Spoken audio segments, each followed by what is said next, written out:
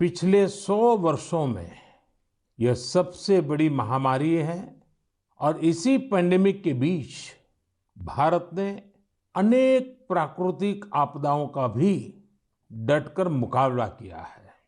इस दौरान cyclone Amphan आया, साइक्लोन निसर्ग आया, अनेक राज्यों में बाढ़ आई, छोटे बड़े अनेक भूकंप आए, भूस्खलन हुए।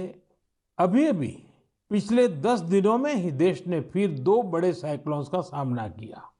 पश्चिमी तट पर साइक्लोन ताउते और पूर्वी कोस्ट पर साइक्लोन यास। इन दोनों चक्रवातों ने कई राज्यों को प्रभावित किया है। देश और देश की जनता इनसे पूरी ताकत से लड़ी और कम से कम जानहानि सुनिश्चित की। हम अब ये अनुभव करते हैं कि पहले के वर्षों की तुलना में ज्यादा से ज्यादा लोगों की जान बचा पा रहे हैं। विपदा के इस कठिन और असाधारण परिस्थिति में साइक्लोन से प्रभावित हुए सभी राज्यों के लोगों ने जिस प्रकार से साहस का परिचय दिया है, इस संकट की घड़ी में बड़े धैर्य के साथ, अनुशासन के साथ मुकाबला किया है, मैं आदरपूर्वक, हृदयपूर्वक सभी नागरिकों की सराहना करना चाहता हूं। जिन लोगों ने आगे बढ़कर राहत और बचाव के कार्य में हिस्सा लिया, ऐसे सभी लोगों की जितनी सराहना करें उतनी कम है। मैं उन सबको सैल्यूट करता हूं। केंद्र, राज्य सरकारें और स्थानीय प्रशासन सभी एक साथ मिलकर इस आपदा का सामना करने में जुटे हुए हैं। मैं उन सभी लोगों के प्रति अपनी संवेदना व्यक्त करता हूं जिन्होंने अपने करीबियों को खोया है। हम सभी इस मुश्किल घड़ी में उन लोगों के साथ मजबूती से खड़े हैं जिन्होंने इस आपदा का नुकसान झेला है। मेरे प्यारे देशवासियों, चुनौती कितनी ही बड़ी हो, भारत का विजय का संकल्प भी हमेशा उतना ही बड़ा रहा है। देश की सामूहिक शक्ति और हमारे सेवा भाव ने देश को हर तूफान से बाहर निकाला है।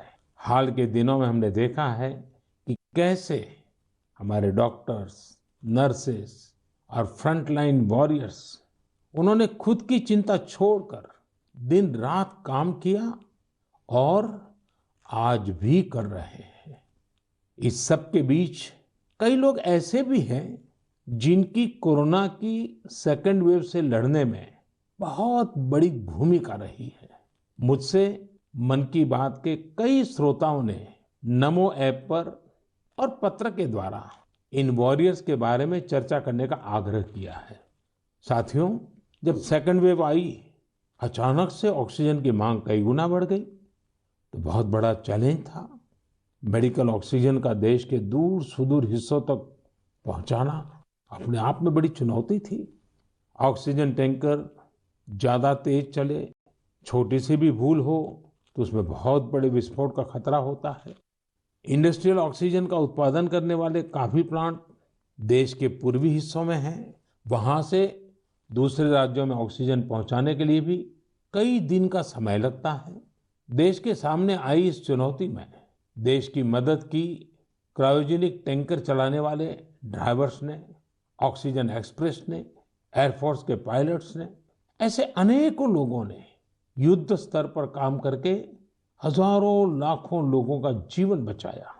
आज मन की बात में हमारे साथ ऐसे ही एक साथी जुड़ रहे हैं, यूपी के जौनपुर के रहने वाले श्रीमान दिनेश उपाध्याय जी। दिनेश जी, नमस्कार। सर जी प्रणाम। सबसे पहले तो मैं चाहूंगा कि आप जरा अपने बारे में हमें जरूर बताइए। सर, हमारा नाम दिनेश बाबुलनाथ उपाध्याय है। मैं गांव हसनपुर, पोस्ट जमुआ, जिला जौनपुर का निवासी हूं सर। उत्तर प्रदेश से हैं? हाँ सर जी। और सर, हमारा एक लड़का है, 2 लड़की और औरत और माँ बाप। और आप क्या करते हैं? सर, मैं ऑक्सीजन का टैंकर चलाता हूं सर, लिक्विड ऑक्सीजन का। बच्चों की पढ़ाई ठीक से हो रही है? हाँ सर, बच्चों की पढ़ाई हो रही है। लड़कियां भी पढ़ रही हैं दोनों, और मेरा लड़का भी पढ़ रहा है ये सर। ऑनलाइन पढ़ाई भी ठीक से चलती है उनकी? हाँ सर, अच्छे ढंग से कर रहे हैं। अभी बच्चियां हमारी पढ़ रही हैं, ऑनलाइन में ही पढ़ रही हैं सर। सर 15 से 17 साल हो गया सर, मैं ऑक्सीजन का टैंकर चलाता हूँ सर। अच्छा, आप ये 15-17 साल से सिर्फ ऑक्सीजन लेके जाते हैं, तो सिर्फ ट्रक ड्राइवर नहीं है आप, एक प्रकार से लाखों का जीवन बचाने में लगे हैं। सर हमारा काम ही ऐसा है सर, ऑक्सीजन टैंकर का, कि हमारी जो कंपनी है आइनॉक्स कंपनी, वो भी हमारा लोग का बहुत ख्याल करती है। और हम लोग कहीं भी जाके ऑक्सीजन खाली करते हैं तो हमें बहुत खुशी मिलती है सर। लेकिन अभी कोरोना के समय में आपकी जिम्मेदारी बहुत बढ़ गई है। हाँ सर, बहुत बढ़ गई है। जब आप अपने ट्रक की ड्राइविंग सीट पर होते हैं, तो आपके मन में क्या भाव होता है? पहले की तुलना में क्या अलग अनुभव? काफी दबाव भी रहता होगा, मानसिक तनाव रहता होगा, परिवार की चिंता, कोरोना का माहौल, लोगों की तरफ से दबाव, मांगे, क्या कुछ होता होगा?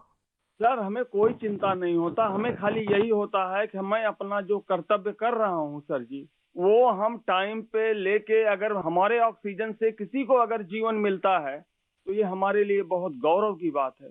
बहुत उत्तम तरीके से आप अपनी भावना व्यक्त कर रहे हो। अच्छा, ये बताइए, आज जब इस महामारी के समय लोग आपके काम के महत्व को देख रहे हैं, जो शायद पहले इतना नहीं समझा होगा, अब समझ रहे हैं, तो क्या आपके और आपके काम के प्रति उनके नजरिए में परिवर्तन आया है? हाँ सर जी, अभी पहले हम ऑक्सीजन के ड्राइवर कहीं भी जाम में इधर उधर फंसे रहते थे, लेकिन आज के डेट में प्रशासन ने भी हमारा लोग का बहुत हेल्प किया। और जहां भी हम जाते हैं, हम भी, हमारे अंदर से एक जिज्ञासा आती है, हम कितने जल्दी पहुंच के लोगों की जान बचाएं सर। चाहे खाना मिले चाहे न मिले, कुछ भी दिक्कत हो, लेकिन हम हॉस्पिटल पहुंचते हैं जब टैंकर लेके, और देखते हैं कि हॉस्पिटल वाले हम लोग को वी का इशारा करते हैं, उनके फैमिली लोग जिसके घर वाले एडमिट होते हैं। अच्छा, विक्ट्री का भी बताते हैं? हाँ सर, वी बताते हैं, कोई अंगूठा दिखाता है। हमको बहुत तसल्ली आती है हमारे जीवन में कि हमने कोई अच्छा काम जरूर किया है, जो मुझे ऐसा सेवा करने का अवसर मिला है सर। सारी थकान उतर जाती होगी। हाँ सर, हाँ सर। तो घर आकर के बच्चों से बातें बताते हो आप सब? नहीं सर, बच्चे तो हमारे गांव में रहते हैं, हम तो यहाँ आइनॉक्स एयर प्रोडक्ट में मैं ड्राइवरी करता हूँ। 8-9 महीने के बाद तब घर जाता हूँ तो सर। कभी फोन पे बच्चों से बात करते होंगे, तो हाँ सर, बराबर होता है। तो उनके मन में रहता होगा, पिताजी जरा संभालिए ऐसे समय। सर जी, वो लोग बोलते हैं पापा काम करो लेकिन अपने सेफ्टी से करो, और हम लोग सर सेफ्टी से काम करते हैं। हमारा मानगांव प्लांट भी है और आइनॉक्स बहुत हमारा लोग का हेल्प करता है। चलिए दिनेश जी, मुझे बहुत अच्छा लगा आपकी बातें सुन करके, और देश को भी लगेगा कि इस कोरोना की लड़ाई में कैसे कैसे किस प्रकार से लोग काम कर रहे हैं। आप 9-9 महीने तक अपने बच्चों को नहीं मिल रहे हैं, परिवार को नहीं मिल रहे हैं, सिर्फ लोगों की जान बच जाए। जब ये देश सुनेगा ना, देश को गर्व होगा कि लड़ाई हम जीतेंगे, क्योंकि दिनेश उपाध्याय जैसे लाखों लाखों ऐसे लोग हैं जो जी जान से जुटे हुए हैं।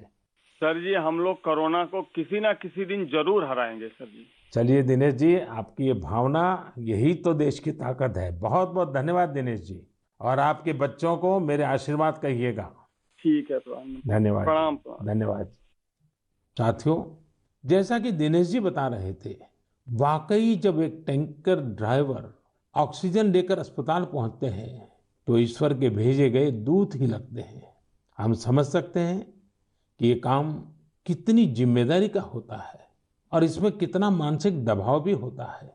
साथियों, चुनौती के इसी समय में ऑक्सीजन के ट्रांसपोर्टेशन को आसान करने के लिए भारतीय रेल भी आगे आई है।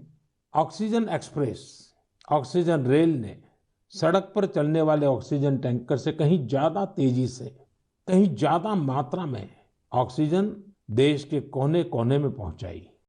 माताओं बहनों को ये सुनकर गर्व होगा कि एक ऑक्सीजन एक्सप्रेस तो पूरी तरह महिलाएं ही चला रही है। देश की हर नारी को इस बात का गर्व होगा। इतना ही नहीं, हर हिंदुस्तानी को गर्व होगा